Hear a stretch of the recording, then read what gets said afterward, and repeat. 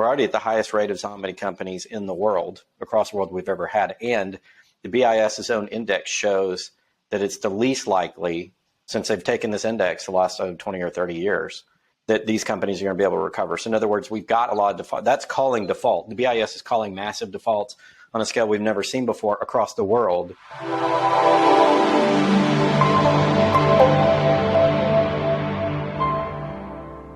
Hey everybody, it's Rob Kientz back with goldsilverpros.com. We're recording this on March 16th, 2022.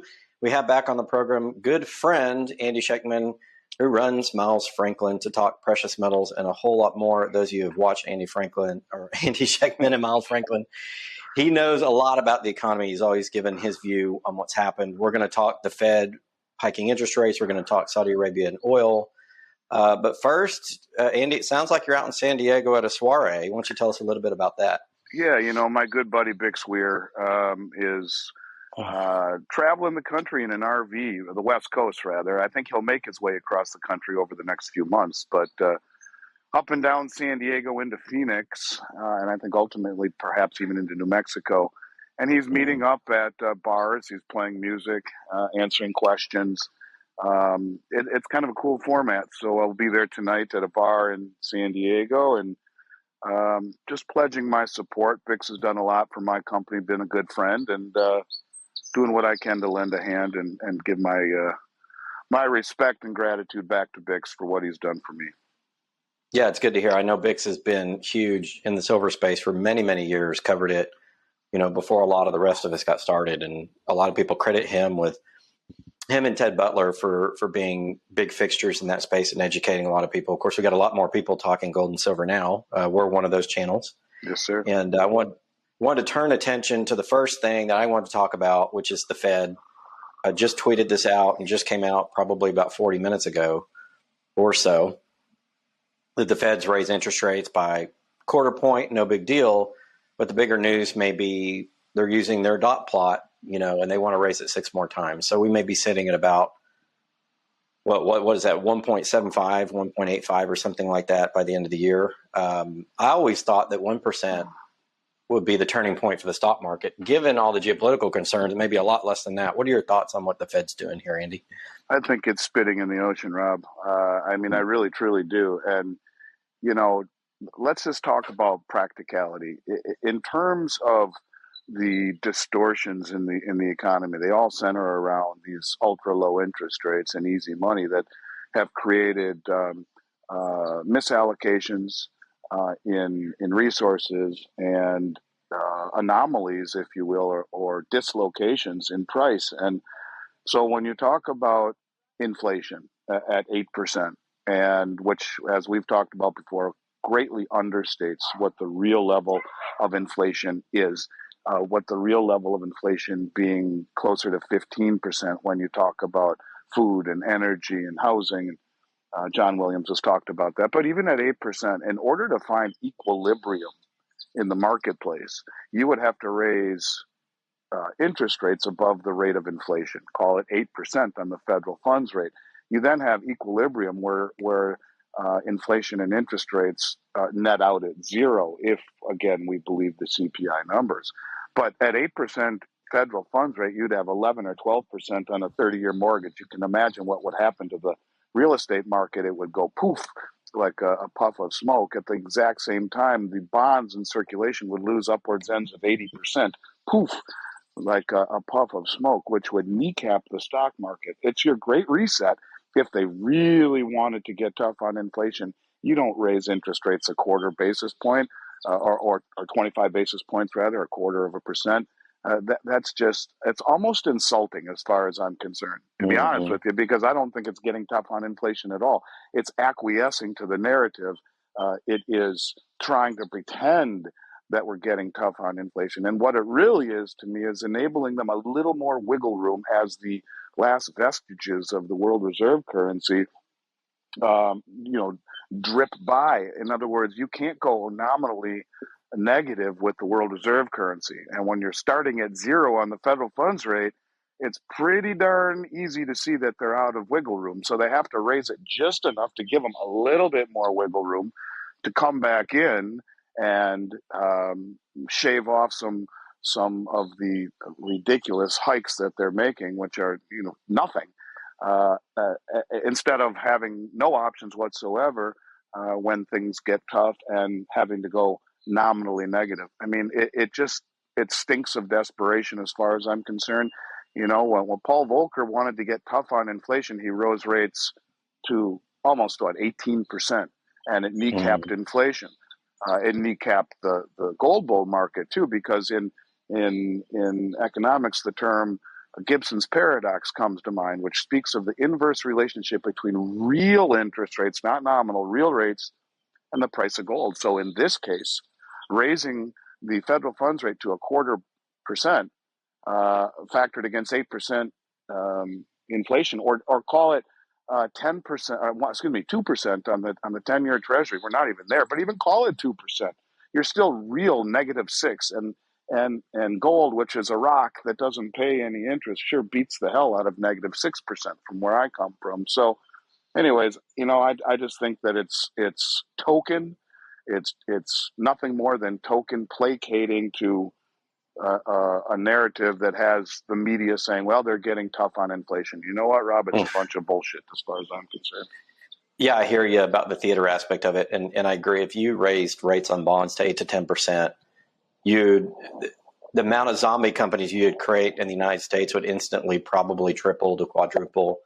And we're already, according to the BIS, and I showed this last month, we're already at the highest rate of zombie companies in the world, across the world, we've ever had. And the BIS's own index shows that it's the least likely, since they've taken this index the last 20 or 30 years, that these companies are going to be able to recover. So in other words, we've got a lot of default. That's calling default. The BIS is calling massive defaults on a scale we've never seen before across the world. And if we raise interest rates to 8 to 10%, debt service gets really expensive for corporations. Those zombie companies spike. We're talking massive losses across the indices. You're talking people are not going to be able to pay their credit cards. You're talking people won't be able to buy homes. You're talking the U.S. is not going to be able to service its debt. I mean, that could be catastrophic. So what do you think the point of is raising this? You mentioned the media aspect and the kabuki theater aspect of it. Why do you think why do you think the Fed is doing it? Is it to absolve themselves of blame of the coming crash, do you think? Because I think that that's what this has boiled down to. It's boiled down to the fact that the numbers paint a very bleak picture, and so it's just kicking the can further down the road and making it seem as though they're getting tough in one respect over another.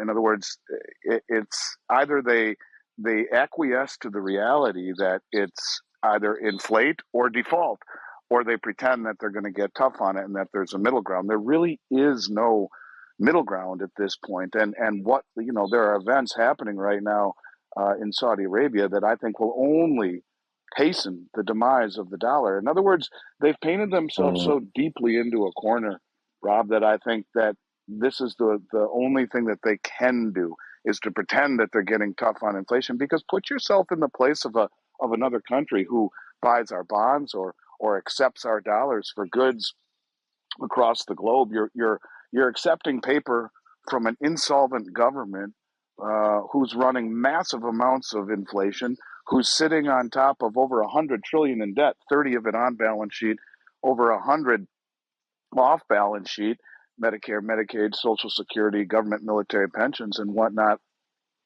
And I think you're looking at a government or people are looking at the dollar and our treasuries as a vehicle that is not compensating them anywhere near enough for the risk associated with owning it and or the loss of purchasing power through inflation. And so I think that they have to pretend that they're going to get tough on that, or it just sends a clear signal that really that we're out of options and we have chosen what all governments and all politicians have done, really going all the way back to the beginning of time, and that is inflation over austerity. And that is really what they're trying to avoid, is that the realization that we are out of options, we are backed into a corner, and because all of the three pillars of wealth, stocks, bonds, and real estate, are at all-time highs, inversely correlated to a rise in interest rates, the question only has to be asked, how far can they push it before it all implodes? And the answer really is no one exactly knows, but I think they will walk the tightrope. and realize that if they really do want to get tough, it is the beginning of the end for the way of life in this country, as all of the assets in this country, all of the big money in this country will have a religious experience when that moment happens. And quite frankly, I think that the market is positioning itself to make these moves on their own, regardless of what the Fed has to say about it. It's one thing for the Fed to buy the back end of the bond market to try to keep interest rates low. It's another thing altogether when the world starts to shed U.S. dollars, and I think that day is coming. And we can talk about that. You and I were talking briefly about that off air here, and I think that's really the most important news event I've seen in quite some time. Yeah, it's that Saudi Arabia is now cozying up to China and even Russia and trading outside the petrodollar, not trading oil for dollars, trading in whatever currency, gold, whatever. It's reported on Zero Hedge, as you mentioned, off air, and then a couple other websites I saw it reported as well. It's being reported internationally more than it is in the U.S. Let's put it that way. This is the end of the petrodollar. We saw this coming. We've talked about it, you and I, and a lot of other people on the program for a long time. How, one of my friends who was in the Navy said, Rob, it doesn't matter because we still have the military. But if you look at, I don't think the military is a deciding factor now. If you look at what Russia's doing and how China and Russia built up their military and all the trade agreements they got, I don't think it's such it's such a sure thing that the U.S. military is going to keep alive the petrodollar. No, I don't think is it the end? Yeah. Well, I don't know. I mean, let's just talk about it from it. First of all, from a broader perspective, when you look at the sanctions that the U.S. has put on Russia, the way that I look at that is that the world reserve currency is supposed to be for everyone to use, period, not decided by a regime that can penalize you and kick you out of the SWIFT system and kick you out of using the dollar. What you are doing is hastening the demise of the dollar and weaponizing the dollar to the degree that you are pushing Russia right into the arms of the Chinese and their CIPS system, CIPS, the Cross Interbank Payment System, which mirrors the SWIFT system, a country that already has the Shanghai Gold Exchange, which mirrors the COMEX, a country which already has the Petro Yuan bond, which is immediately convertible into gold. This is a bond, and gold off the Shanghai Gold Exchange. This is a bond denominated in yuan that the Chinese sell or use to buy oil and gas from other countries like Russia and Saudi Arabia or Iran, not Saudi Arabia, but soon to be, but Iran, and usurping the dollar in settlement. You have the new Petro Yuan, the digital currency that is being used to connect the Belt Road Initiative, 75% of human population. The pegs are in place immediately to flip the switch, and bang, you've now just sidestepped the U.S. dollar. But when we talk about the petrodollar deal, look, the minute that happened, I looked at it as the biggest story of a long time. And that was in September, the day we left Afghanistan with our tail between our legs. Russia announced a joint military cooperation agreement deal with both Saudi Arabia and Nigeria. Now, those are the two biggest OPEC producing countries in the world. It became very obvious to me because what has enabled the dollar to be the world reserve currency since 1974 is our protection of the Saudi kingdom. And I think that you can see by us pulling our Patriot missile battery from Saudi Arabia, by naming them in the 9/11 report, I think they're not happy with us. So they basically signed an agreement for protection from another nuclear power superpower. And it's their way of saying, we're now going to take oil in other currencies, or it's coming. I think that day is coming. And when you see, and I've been saying this since September on almost every podcast, that is the nuclear moment where everything goes upside down, where the Fed can't control a mass dumping of dollars, what that would do to interest rates. And I think that's coming because it said today that China and Saudi Arabia are working on a deal for where Saudi Arabia will accept and OPEC will accept yuan in exchange for its oil. It is our protection of the Saudi kingdom that has enabled us to be the world reserve, because Saudi agreed to sell their oil globally only in U.S. dollars since 1974. But this comes back to exactly the problem that the Fed is in. They are an insolvent government running massive levels of inflation. And if you raise rates to compensate properly for the oil that you're being paid in dollars, which is losing massive amounts of purchasing power through inflation, you blow up the whole system. So they can't, and the world is catching on to that. And Saudi Arabia is basically calling the bluff and saying, well, we call, and we're going to use other currencies. And that's when the all-in bluff gets called and the whole house of cards falls. When you see mass dumping of dollars to because you are forcing the hand of other people to sidestep the dollar in settlement of oil, it is the beginning of the end of the whole system.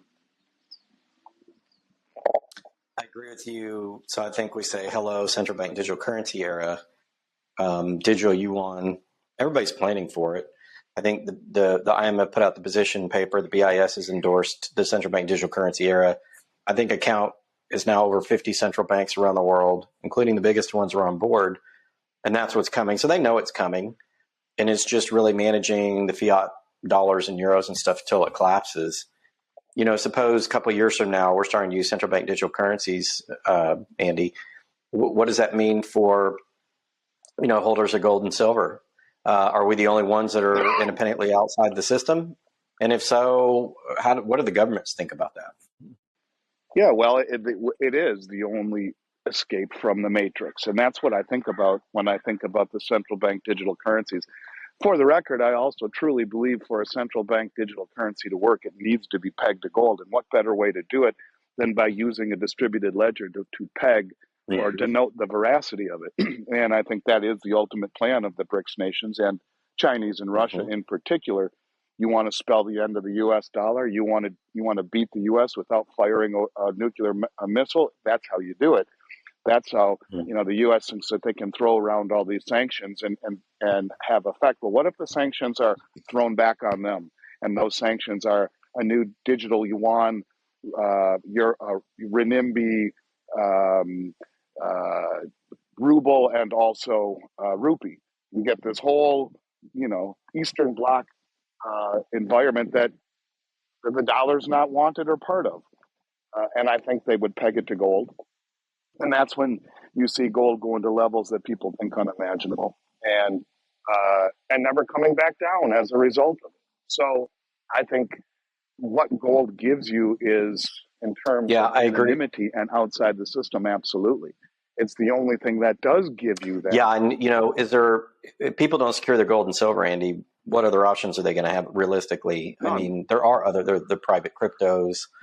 There could be a black market economy. You could see states are already standing up to the federal government. So states may issue, may reduce or eliminate taxes on gold and silver, effectively allow it to trade alongside whatever currency the national government's issuing. But are there really enough people involved in that to actually make a working black economy or sub economy, if you will? Well, you and I and all of us listening to this are the pimple on the elephant's ass. That's the truth of it. And the pity of it all is that, you try hard to be noble and help your friends and whatnot, but look at the message that this conveys. It's a dark one. It's not one that anyone wants to ever have as they're sitting around a keg of beer eating hamburgers, because you're never going to get invited back to that party ever again when you start talking this way. And so most people are going to be caught off guard, because the part that they're not figuring is that everything that they have that makes them feel wealthy, they talk about the wealth effect, your 401k in your house. Well, not only that, what about the pensions and the insurance policies? Where is all that money invested? It's in stocks, it's in bonds, it's in real estate investment trusts. If a moment like this happens and you see a transitioning away from the dollar by a good portion of the world overnight, it is over for this country. People will be out in the cold so fast. Look, Rob, getting product has become next to impossible. And I've been saying this for a long time, and everyone thinks, oh, he's talking his book. Look at every online company in America right now. The premiums on Silver Eagles were already high as hell. They went up 50% in the last 10 days. And look at the premiums on junk silver, $6 or $7 an ounce over the price of silver. Doesn't seem like junk to me anymore. Look at the premiums on fractional gold eagles and 1 ounce eagles. They're going much higher. We're now transitioning into gold.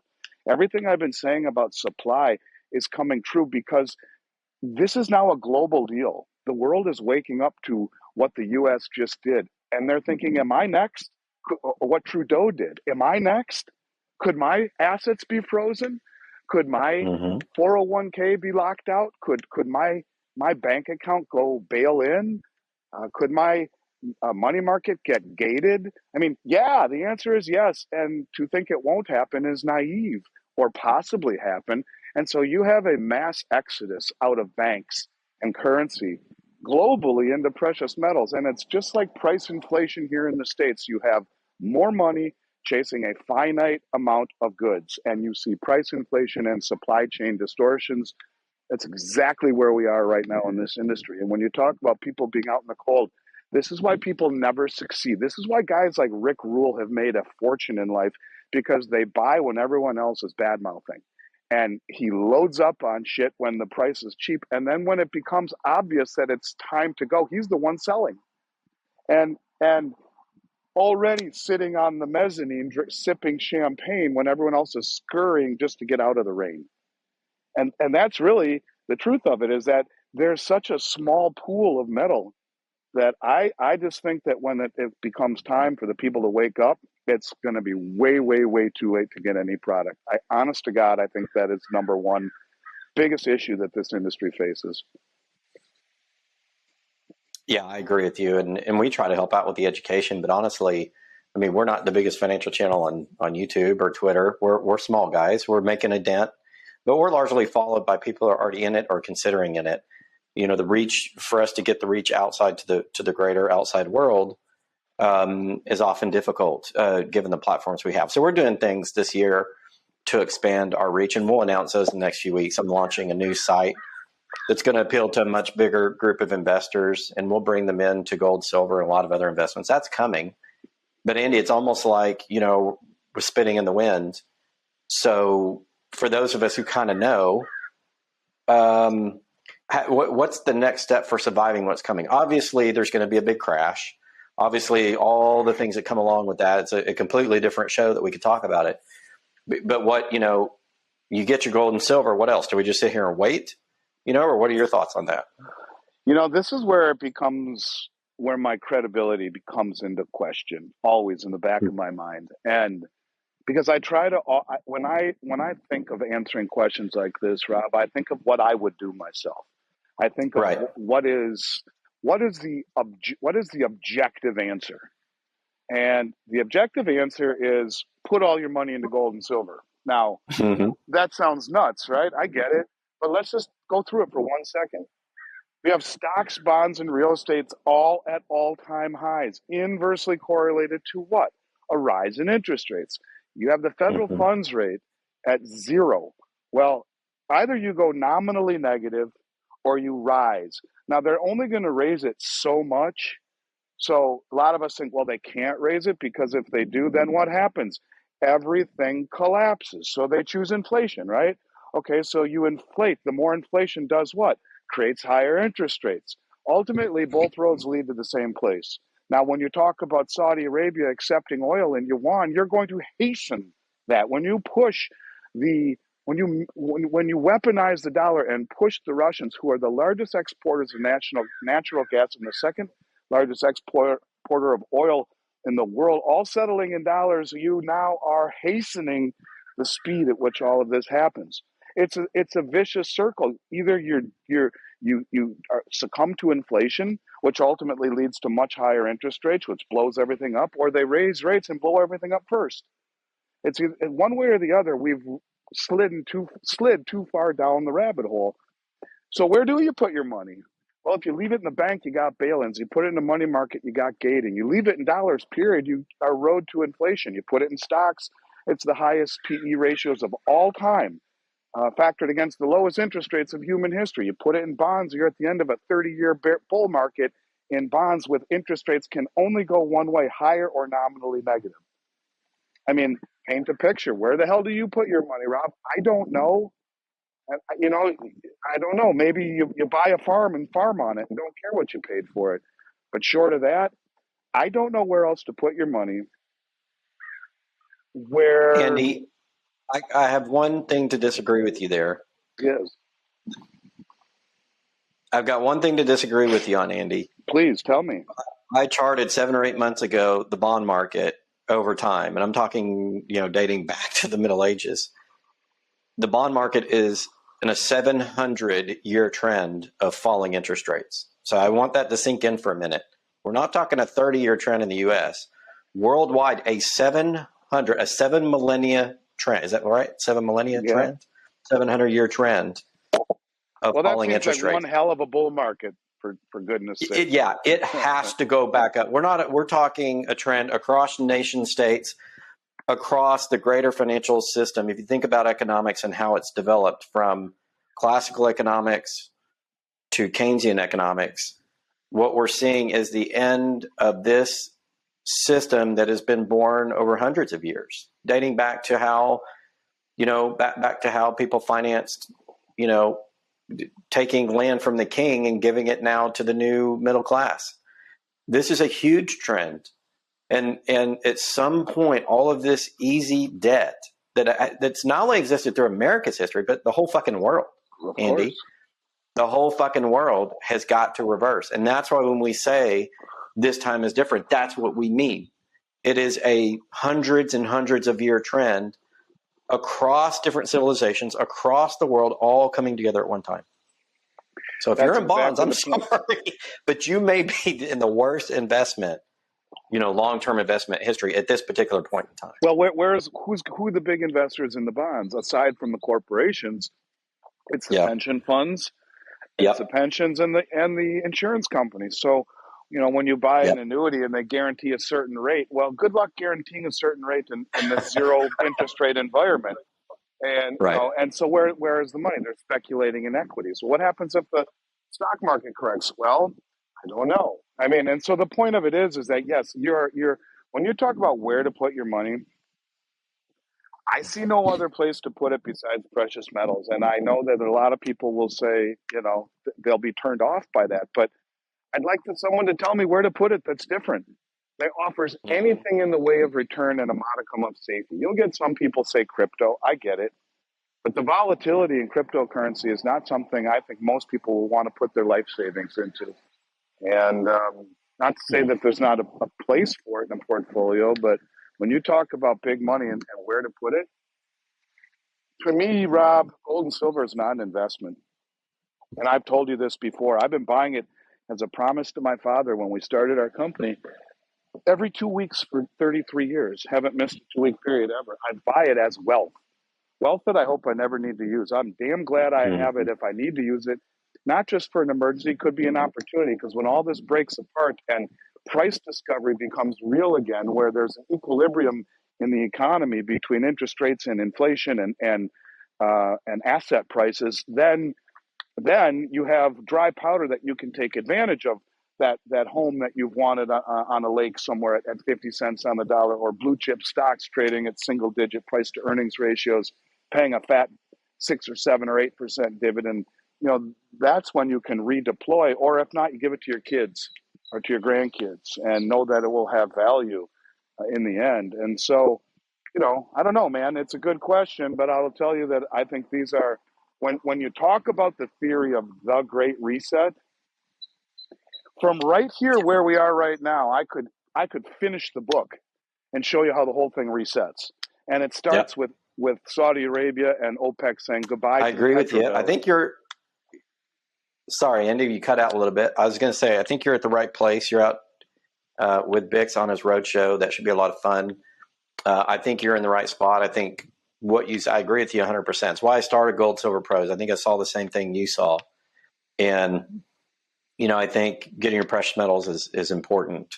And people will come into the comments sometimes and say, all you guys do is talk precious metals. Well, why the fuck do I do that? The reason I do it is because only 0.5% of all the wealth in this country is in precious metals. I mean, I should be doing 6 videos a day trying to get people into precious metals to move that needle to 1 to 2%. But can you imagine when the collapse happens and only 0.5% of wealth is in that stuff? How, first of all, how is it going to revalue it? But second, how many people are not going to be in? So I'm going to keep talking about it. I mean, I'm not going to stop.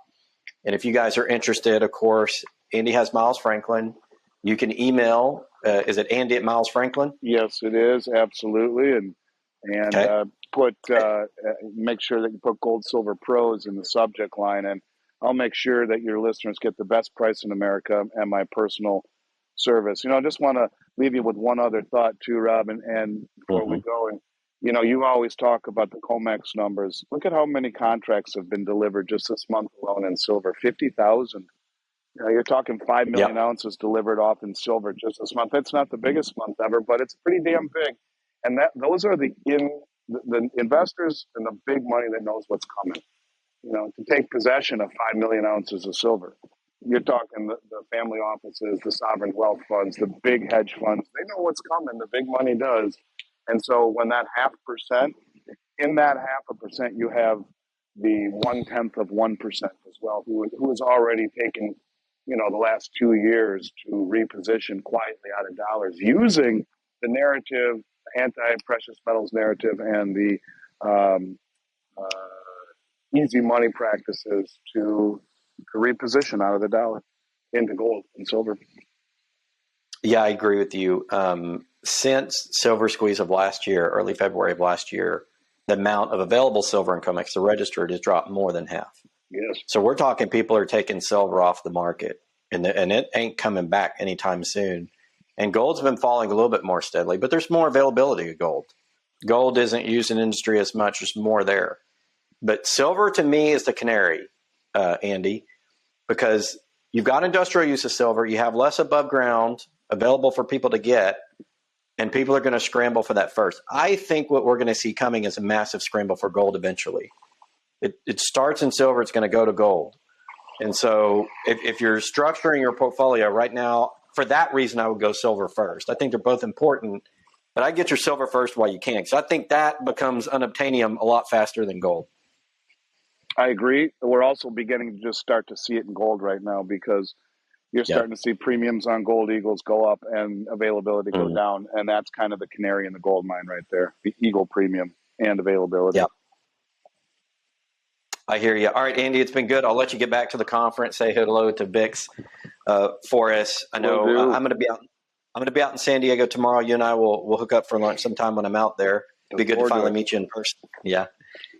And everybody, this has been Rob Keynes, Andy Schectman for Gold Silver Pros. Again, it is March 16th, 2022. This will air tomorrow, Thursday. When you see it, we'll have Andy on the program every 2 weeks, barring some travel he and I both have on the calendar. But we'll bring him on because you want you guys to participate in the market.